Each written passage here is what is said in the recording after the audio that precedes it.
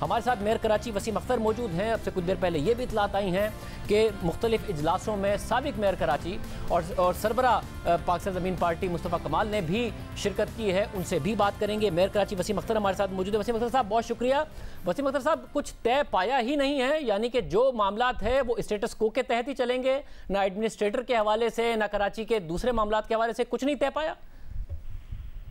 देखिए, डिस्कशन हर इशू पे हुआ है और हर तरीके कार पे हुआ है कि किस तरह से एडवाइजरी कमेटी फॉर्म होगी, किस तरह से टाइमलाइन सेट होगी, फंड्स कैसे अरेंज होंगे, एग्जीक्यूट कौन करे। ये डिस्कशन में सारी चीजें आई हैं, मगर अभी तक एडवाइजरी कमेटी फॉर्म नहीं हुई है। करने की बात हुई है, गवर्नर सिंध नोटिफाई करेगा उसको, और जो डिस्कशन में आया कि लीडिंग रोल सीएम सिंध लेंगे, जाहिर चीफ एग्जीक्यूटिव है वो, क्योंकि सारी डिस्कशन ही हो रही है और हुई है। मगर कराची के मामले पर पीपल्स पार्टी मानने पे कितना तैयार थी, क्योंकि आज तो बड़ी अग्रेसिव प्रेस कॉन्फ्रेंस की है चीफ मिनिस्टर ने। क्या कोई ऐसे पॉइंट्स थे जिस पर कंसेंसस हुआ हो कि कराची को कैसे बेहतर करना है, कराची के इंफ्रास्ट्रक्चर को कैसे बेहतर करना है? अगर एग्जीक्यूट बतौर चीफ एग्जीक्यूटिव चीफ मिनिस्टर ही करेंगे, मगर किस तरीके से फंडिंग आएगी, वफाक किस तरह कोऑपरेट करेगा, कोई बात हुई है? हाँ, बिल्कुल बात हुई है। कंसेंसस था मीटिंग के अंदर। इशूज के हवाले से मैंने अपना वाज़ेह पॉइंट रखा था कि सिर्फ नाले ही नहीं हैं, नाले से रिलेटेड और बहुत सारे इश्यूज हैं जो डायरेक्टली उसी से पर्टेन करते हैं। डिस्पोजल ऑफ गार्बेज, सीवेज का डिस्पोजल, ट्रांसपोर्ट, केसीआर, सड़कों का बुरा हाल, पीने का साफ पानी। अगर इसी फोरम को, इसी कमेटी को आगे लेके चलना है तो सिर्फ नाले साफ करके छोड़ देना सोल्यूशन नहीं है। Karachi needs permanent solution. बहुत हो गया, अब अच्छा खासा बर्बादी हो चुकी है इस शहर की, तो इस पे सबने मुत्तफिक होके हाँ में हाँ मिलाई थी। ऐसी बात नहीं है। हाँ, जब हम मीटिंग में थे तो हर आदमी ये चाह रहा था, सारी गवर्नमेंट से चाह रही थी तीनों। और क्या साहब, क्या ये बात दुरुस्त है कि कौमी सलामती के जो इदारे हैं उनका बड़ा कंसर्न था, उनका बड़ा किरदार था आप लोगों को साथ बिठाने में? जब आप लोग साथ बैठे हैं तो बाकायदा तौर पर किरदार अदा किया गया आप लोगों को साथ बिठाने में? देखिए, प्राइम मिनिस्टर साहब का कंसर्न था, उन्होंने एनडीए में की जिम्मेदारी लगाई और वो लोग यहाँ आए हैं। कराची मीटिंग हुई थी और आपके सामने है कि कोर 5 कोर कमांडर साहब को भी जिम्मेदारी दी गई थी कि काम को मॉनिटर करें। तो मैं समझता हूँ कि तीनों गवर्नमेंट्स बैठ तो गई हैं, मगर वे फॉरवर्ड अभी तक फाइनल नहीं हुआ है। कोई डिस्कशन में जरूर आई है, तरीकेकार जरूर तय हुए हैं कि इस तरह से हम आगे बढ़ सकते हैं। और मैंने फिर ये भी रखा कि इसमें साथ साथ बल्दियाती निजाम को मजबूत भी किया जाए। ऐसे नहीं, अगर ये सारा कुछ बना भी लेते हैं तो किसके हवाले करेंगे?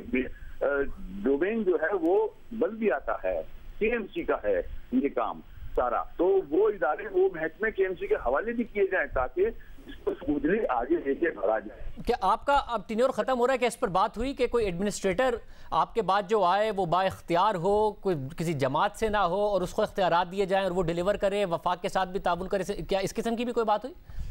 बिल्कुल, इस पे डिस्कशन हुआ है कि एडमिनिस्ट्रेटर के लिए भी सब मुत्तफिक हों। पॉलिटिसाइज किस्म का गवर्नमेंट ऑफिसर नहीं होना चाहिए, एक्सपर्ट और कॉम्पिटेंट होना चाहिए, बैकग्राउंड बैगेज नहीं हो उसके साथ, ताकि एनडीए में उससे प्रॉपरली काम ले सके, अलोंग विद जो हमारी कमेटी फॉर्म हुई है और होने जा रही है। तो सिंध हुकूमत इस पर था कोई, सिंध हुकूमत का रुझान कि वो मान जाए? क्योंकि आज लगा नहीं प्रेस कॉन्फ्रेंस में कि ऐसा कोई रुझान है सिंध हुकूमत का कि वो इस बात पर मान जाए। अब मैंने भी प्रेस कॉन्फ्रेंस देखी सीएम साहब की, वहाँ जो डिस्कशन हुआ उसमें इस किस्म की बात हुई कि जो भी काम होगा उसमें सिंध गवर्नमेंट की रजामंदी होगी और जितने भी लॉज हैं, रूल्स हैं, सेपरा है, हर चीज को पूरा किया जाएगा। फॉर्मेलिटीज को, जहाँ एनओसीज की जरूरत पड़ेगी सिंध गवर्नमेंट के डिपार्टमेंट से ली जाएंगी, जहाँ फेडरल गवर्नमेंट की एनओसी की जरूरत पड़ेगी वो वहां से ली जाएंगी। तो सब मुत्तफिक थे इस बात से वहाँ। और एग्जीक्यूशन कौन करेगा मुख्तलिफ कामों की जो कराची में हो रहे होंगे? वो एनडीए में ज्यादा एग्जीक्यूशन करेगा? कौन करेगा, कौन लीड करेगा?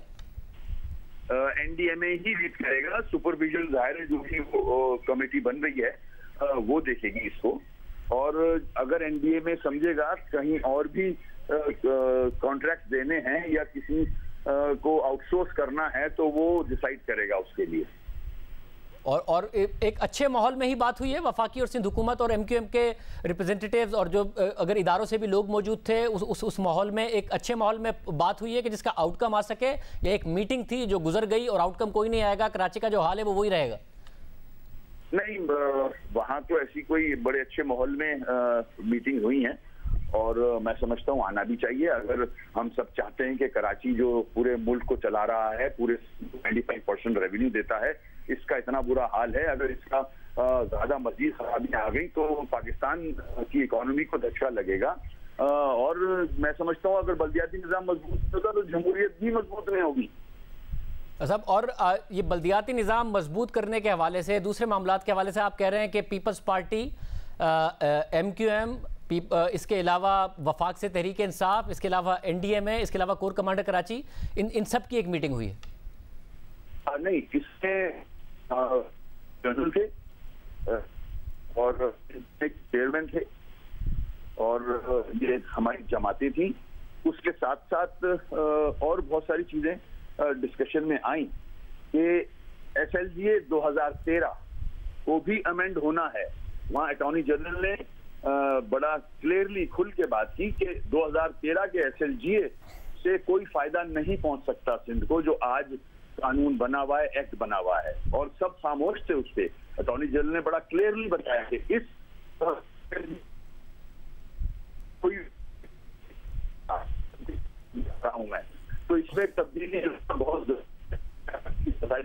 है। एक कराची के मसाइल हल नहीं हो सकते, ये अटॉर्नी जनरल के मास्टर। बहुत शुक्रिया। वसीम अख्तर साहब हमारे साथ मौजूद थे। अब खबरें आ रही हैं कि मुस्तफ़ा कमाल साहब से भी इस हवाले से मुलाकातें हुई हैं। मुस्तफ़ा कमाल कराची के मेयर रहे हैं, कराची के मसाइल को समझते हैं, उनके दौर में जो कराची में काम हुआ उसको समझते हैं।